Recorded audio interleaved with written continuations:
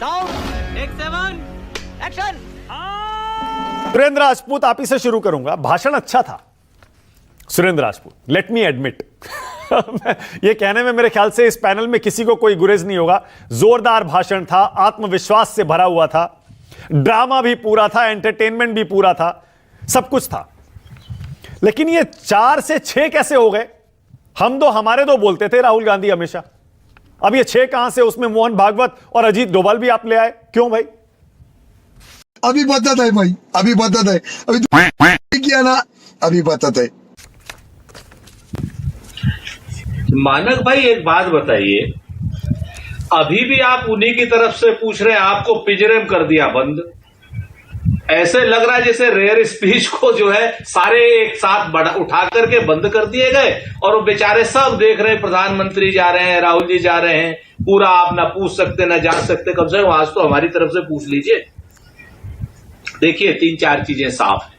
पहली बात, हम दो हमारे दो एक पुरानी बात थी। उसके बाद जब सारी की सारी चीजें यहां पर इस तरीके से निकलने लगी कि सारे शिक्षण संस्थानों में, एनटीएस ले लो आप, सारे कोचिंग क्या नाम नौकरी देने वाले संस्थानों में, सारी यूनिवर्सिटीज में, सब जगह पर एक विशिष्ट विचारधारा के अयोग्य व्यक्तियों को जब आपने रखा जाने लगा तो निश्चित तौर पर यह बात आएगी कि संघ का प्रभाव जो है, स्वभाव तो पहले से उनका आक्रमणकारी था, लेकिन उनका प्रभाव भी इस समय आक्रांताकारी हो गया है और वो हर जगह पे अपने आप के लोगों को बैठा दिए।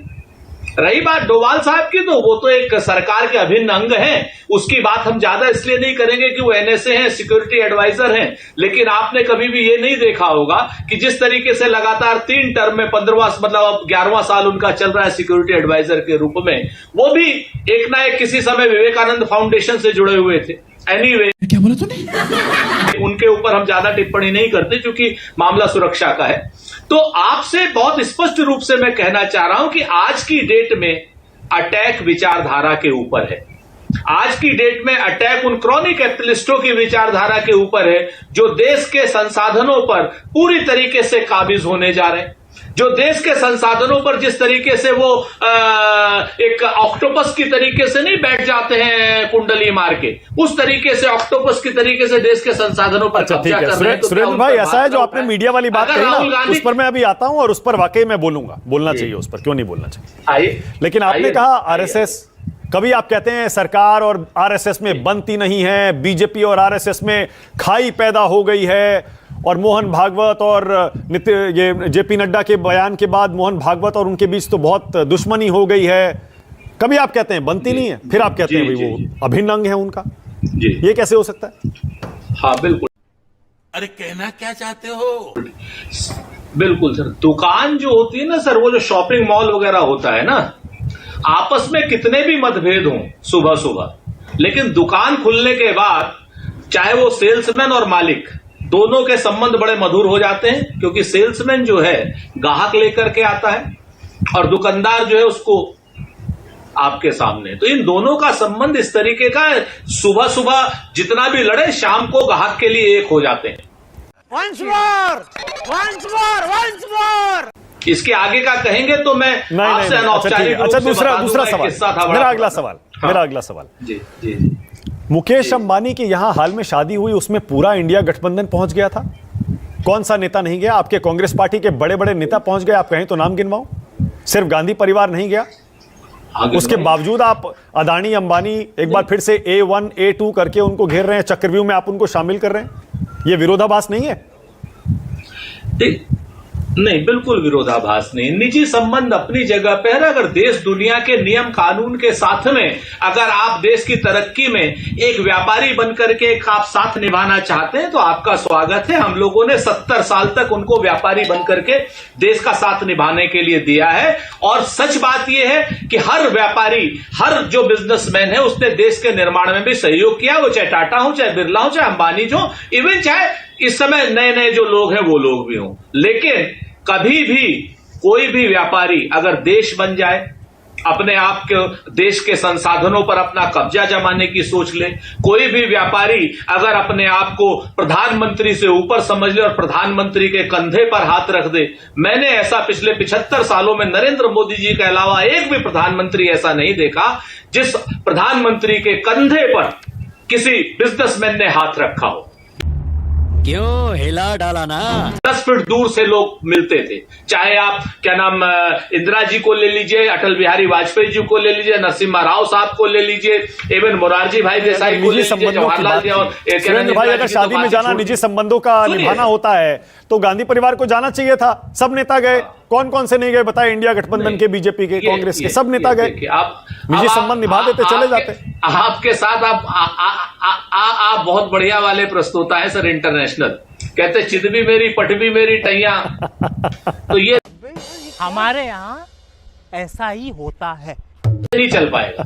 सच बात यह है कि शादी में जाना एक अपना सबका निजी विषय है, हम बिल्कुल उस विषय पर कोई बात नहीं करते। ठीक है, हम गांधी परिवार नहीं गया, अच्छी बात, बाकी सब लोग गए, अच्छी बात, ये अपनी जगह पर है। और गांधी परिवार को ससम्मान श्री मुकेश अंबानी जी बुलाने आए थे, उसका भी सम्मान। लेकिन आज तक पूरे इतिहास में आजादी से लेकर आज तक का एक बड़ी महत्वपूर्ण बात बता रहा हूं सर, वो चला लीजिएगा।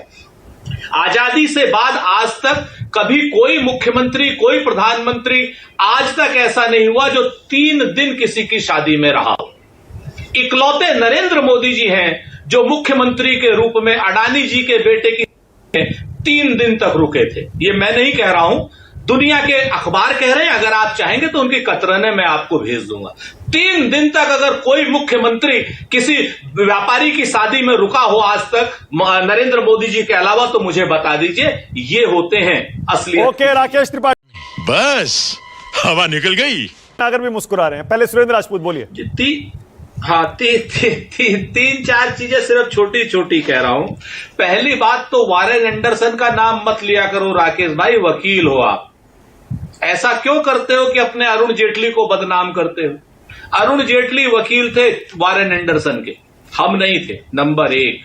नंबर 2, देश के सारे आतंकवादियों के वकील राम जेठमलानी होते थे और पीएन लेखी होते थे, मीनाक्षी लेखी के पिता, अगर आपको ना याद हो पीएन लेखी का नाम। तो इन 3 भारतीय जनता पार्टी के वकीलों ने देश को तोड़ने वाली ताकतों के साथ जो काम किया है, इसके लिए भारतीय जनता पार्टी को कभी क्षमा नहीं किया जा सकता। ऐतिहासिक रूप से बात करूंगा तो चंद्रशेखर जी के खिलाफ भी और भगत सिंह के खिलाफ भी जो वकील लड़ते थे, वो भी जनसंघ और संघ की औलाद थे। तुम्हें शर्म है? कुछ शर्म आया है? छोड़ दीजिए इस बात को, इस बात पे मत आया कीजिए। राष्ट्रीय और अंतर्राष्ट्रीय जगत में जिस तरीके से आपने देश को बेचा है, जिस तरीके से देश की अर्थव्यवस्था को उनको गिरवी रखा है, जिस तरीके से आप सीधे सीधे डिफेंस सेक्टर में 100% ले आए हैं एफडीआई, सीधे सीधे आप कॉर्पोरेट के क्या नाम होलसेल सेक्टर में 100% एफडीआई ले आए हैं। आप लोगों ने स्वदेशी जागरण मंच जो संघ का ऑर्गेनाइजेशन है, उसके सपनों पर आपको उसके सपनों का खून किया है आपने। आप ही तो कहते थे स्वदेशी लाओ, अब काहे कह रहे हो विदेशी लाओ? विदेशी ताकतों के गुलाम आप, विदेशी ताकतों को लेकर के आप नाचो। चाइना के राष्ट्रपति को चाय आप पिलाओ, झूला आप झुलाओ, और उसके बाद मलोनी से लेकर के कहां तक आप क्या करो। और आप हमें बता रहे हो विदेशी ताकतों के साथ में है जिन्होंने अंग्रेजों से राष्ट्र को मुक्ति दिलाने का काम किया है, और वो लोग बता रहे हैं जो अंग्रेजों की दलाली किया करते थे। नहीं है इतिहास के इन पन्नों को पढ़ने तो बड़ी मुश्किल हो जाएगी, दिखाना मुश्किल हो जाएगा। नेहरू परिवार के इतने सारे काले कारनामे निकल करके सामने आ जाएंगे, इसमें उसकी चर्चा मत करिए। जिन मामलों का आपने जिक्र किया ना, लॉ फर्म के नाते मुकदमे कौन किसके लड़ता है और उसको कैसे टेक्निकल तरीके से आप जोड़ने का काम कर रहे हैं, तो ये मत करिए तो अच्छा है। और जहां तक बात रही ना मेक इन इंडिया की, ये मेक इन इंडिया आज नरेंद्र मोदी सरकार ने शुरू किया। 100 से ज्यादा डिफेंस प्रोडक्ट आज हम एक्सपोर्ट करने लगे। हम इंपोर्ट जो लगातार करते रहते थे, हम एक्सपोर्ट करने लगे। आज मेक इन इंडिया की प्रतिष्ठा बढ़ी है, आज हमने भारत की प्रतिष्ठा बढ़ाने का काम किया है। और उसी अमेठी, जो इस अमेठी से राहुल गांधी जी सांसद रहा करते थे, राहुल गांधी जी यहाँ से चुनाव हारे थे। आशुतोष, पहले आप ये जो सुरेंद्र राजपूत ने मुद्दा उठाया और हमने भी सोशल मीडिया पर देखा, बाकायदा वीडियो वायरल हो रहे हैं। मीडिया हमारे जो साथी हैं, रिपोर्टर हैं, जो एक मोबाइल फोन से संसद के अंदर शूट करने को मजबूर हो गए क्योंकि कैमरे बैन कर दिए गए।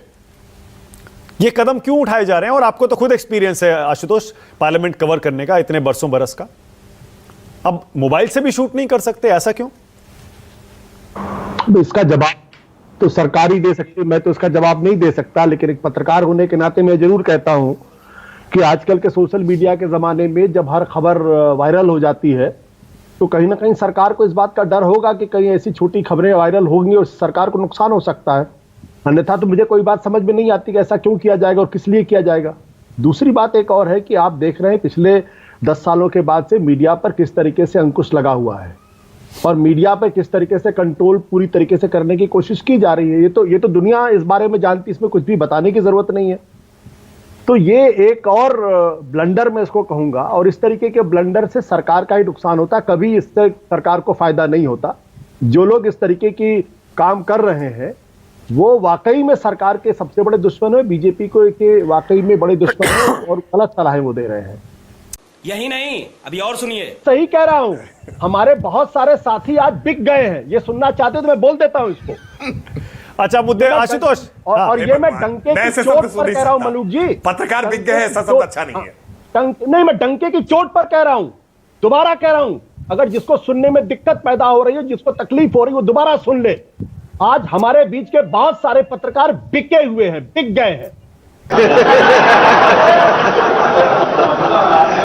आशु, लेकिन आपका एक और रिएक्शन भी बड़ा वायरल हुआ था जिसमें आपने कहा था कि YouTube पर भी बहुत सारे ऐसे पत्रकार हैं जो सिर्फ पैसा कमाने के लिए सरकार की आलोचना करते हैं सुबह से शाम तक। बिल्कुल मैंने कहा था। मैं उन लोगों में से नहीं हूं जो बीच का रास्ता छोड़कर और जो सच बात है उसको ना बोले। बहुत बढ़िया, बहुत बढ़िया। मैंने ठीक है आशुतोष, सुन लीजिए इस बात को, सुन, मैं दोबारा कह देता हूं। हाँ।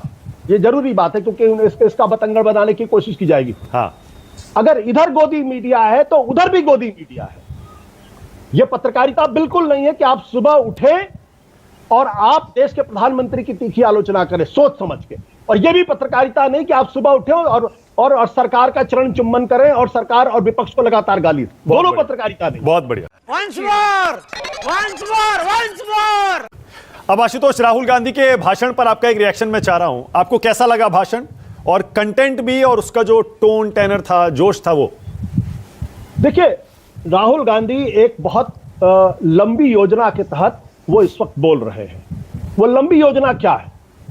लंबी योजना क्या है कि भारत में जो सामाजिक न्याय की लड़ाई है उस प्लेटफॉर्म को अब कांग्रेस पार्टी मजबूती के साथ खड़े होना चाहती। जो कांग्रेस पार्टी ने मंडल कमीशन के समय गलती की थी कि तब वो मंडल कमीशन पे स्टैंड नहीं ले पाई, आज उसको लगता है कि अगर उसको कांग्रेस पार्टी को अपने सामाजिक आधार को बड़ा करना है और सामाजिक आधार को ठीक करना है और बीजेपी का मुकाबला करना है तो उसको पिछड़ों की, दलितों की राजनीति करनी पड़ेगी।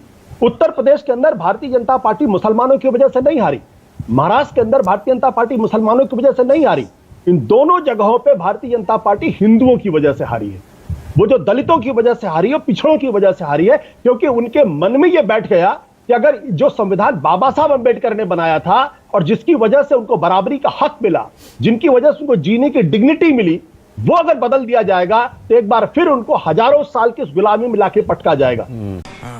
ये बड़ी अच्छी बात कही आप। खत्म, bye bye, tata, goodbye, गया।